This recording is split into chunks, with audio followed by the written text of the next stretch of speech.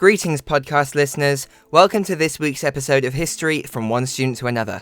In this episode about Stalin's Russia, we will be looking at the question, how far was Joseph Stalin a totalitarian ruler?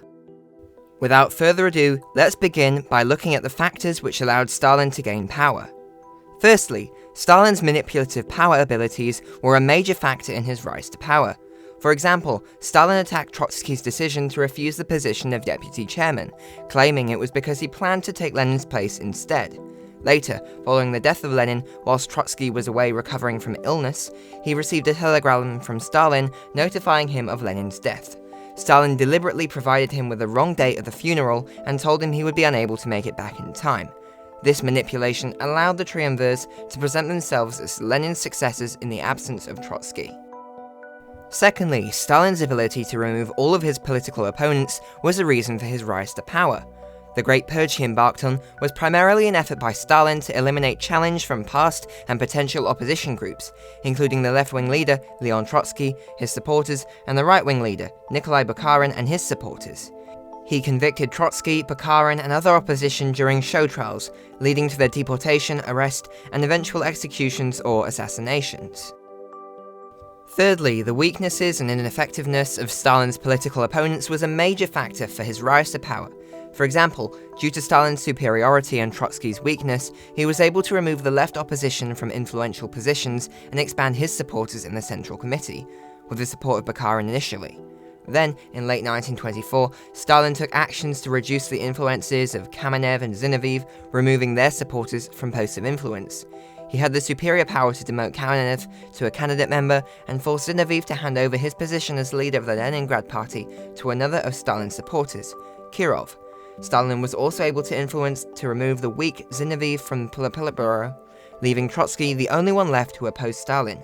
Stalin was much stronger than his opposition and was able to force Zinoviev and Kamenev and the thousands of oppositionists to announce that their views and criticisms of Stalin and the party had been wrong. Fourthly, Lenin's premature death in January 1924 enabled Stalin's rise to power. Stalin used Lenin's death and legacy to help him rise to power. He portrayed him as Lenin's successor, who would carry on his legacy and carry out his aims and mission. Finally, Stalin's position as General Secretary led to his rise to power. His role in the government as General Secretary was a fundamental factor to his rise to power, as he had the power to appoint and dismiss key communist officials, and use this to his advantage, appointing his friends and supporters to key positions. Now, let's look at Stalin's political policies over the course of his rule to determine how far he was a totalitarian ruler. Firstly, Stalin aimed to remove opposition from within the government. He achieved this through removing opponents in the power struggle, the Great Purge of 1936, during which he massacred political opponents within the Communist Party, and the Moscow show trials in 1936, during which he publicly showcased the strength of the regime, using it as a deterrent to prevent others from disobeying his rule. Secondly, Stalin aimed to suppress opposing ideologies. He did this by removing the left opposition and right opposition during the earlier stages of his rule. Last but not least, he aimed to establish absolute control over the Communist Party.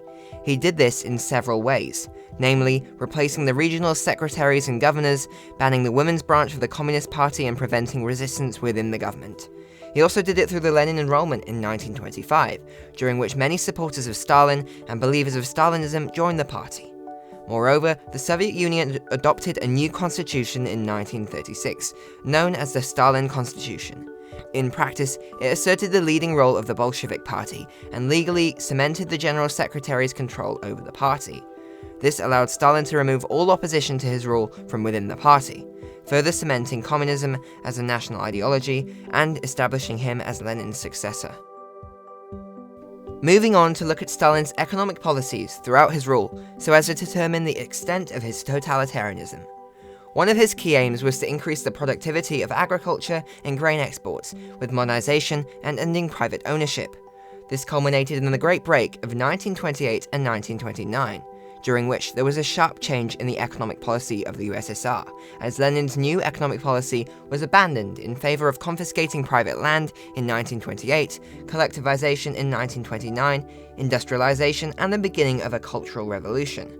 However, these policies in turn resulted in food shortages in 1928, a massive famine in 1930, and another famine from 1932 to 1933, which led to the deaths of almost 10 million people due to starvation. Additionally, by 1939, almost all agricultural land was organized into collectives, with 95.6% of farmsteads collectivized by then.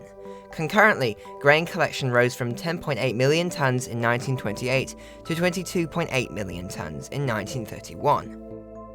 Another of his aims was to increase industrialization. With this, he abolished the new economic policy, which included free market and capitalism, both subject to state control, and implemented a series of 5-year plans, the first from 1928 to 1932, the second from 1933 to 1937, and the third beginning in 1938 before it was interrupted by the German invasion of the Soviet Union in 1941. These plans caused some social discontent, including riots and resilience towards the government, which was quickly repressed. Moreover, they actually failed to meet their targeted production figures all but once. Despite this element of failure, by 1938, the USSR had overtaken Britain and Germany in industrial output, and annual industrial growth was 12 to 13% during the third 5-year plan, as they were preparing for war. For just a short break from the podcast, I would like to say thank you for your continued support and listening to this podcast. I would be extremely grateful if you could further support my podcast by buying me a coffee via the link in the description. Anyway, let's get back to the episode as we look at the totalitarian social policies of Joseph Stalin. One of his key aims was to unify the Soviet people under the ideals of Bolshevism. A key belief of Bolshevism was anti-religion. In 1925, the government founded the League of Militant Atheists to intensify the persecution of the Russian Orthodox Church. Some anti-religious youth groups were also formed, including the Komsomol, the Young Pioneers, and the League of Militant Godless, and also the Museums of Scientific Atheism, workers' evening universities of atheism under the auspices of trade unions, and others were also formed. These groups all worked towards exterminating religion and promoting atheism in the Soviet Union. With this, in the period between 1927 and 1940, the number of Orthodox churches in the Russian Republic fell from 29,584 to less than 500, whilst more than 85,000 Orthodox priests were shot in 1937 alone. By 1941, only 1/12 of the Russian Orthodox Church priests were left functioning in their parishes, and only 500 churches remained open out of the approximately 54,000 that existed before the First World War. Another of his key aims was to indoctrinate the younger generation to becoming reputable leaders and contributors to Bolshevik society. Aside from the anti-religious youth organizations, Soviet anti-capitalist and heavily propaganda-based education was made compulsory for at least 10 years, with every child entitled to a free 9-month education program. A new curriculum was created in 1935, exaggerating the importance of the communists, Stalin's role in the October Revolution, and including other elements of propaganda. Meanwhile, the youths of the movement, Komsomol, which I mentioned earlier, took a loyalty pledge to Stalin. It had 10 million members by 1940.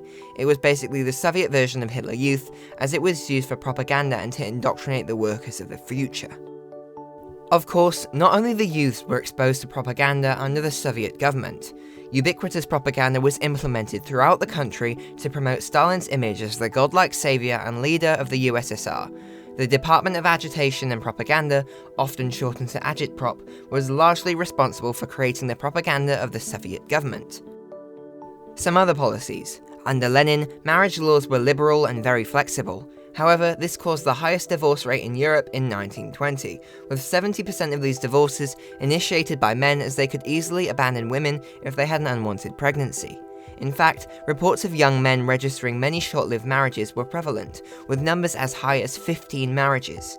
However, Stalin wished to encourage the mass procreation of babies and discourage abortions in divorce. The easy divorce policies were abolished in 1927. However, one of the issues that came with this was that divorced couples often still lived together. This was also linked with a high cost of living and lack of housing availability, and this caused a rise in reports of rape and domestic violence. From 1910 to 1920, the total fertility rate dropped from 7.18 to 5.22. During Stalin's encouragement of procreation, the total fertility rate increased to 6.36 by 1930, showing that his policies were somewhat successful.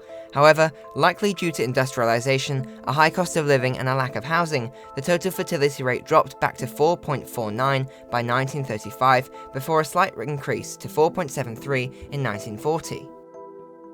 But to conclude this episode, let's sum up the extent to which Stalin created a totalitarian state. Much of what he did had been started by Lenin, and much of that had followed from the autocracy of the Tsars.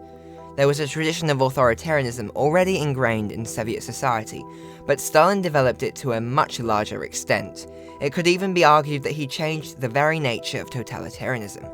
Stalin's ability to establish a pinnacle of autocracy within the entire political body was a fundamental aspect that proved he was able to create a completely totalitarian rule in society.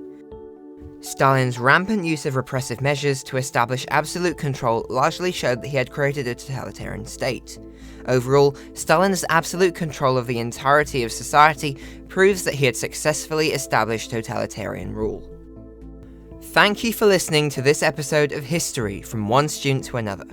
Please click follow or subscribe to be notified when the next episode is released.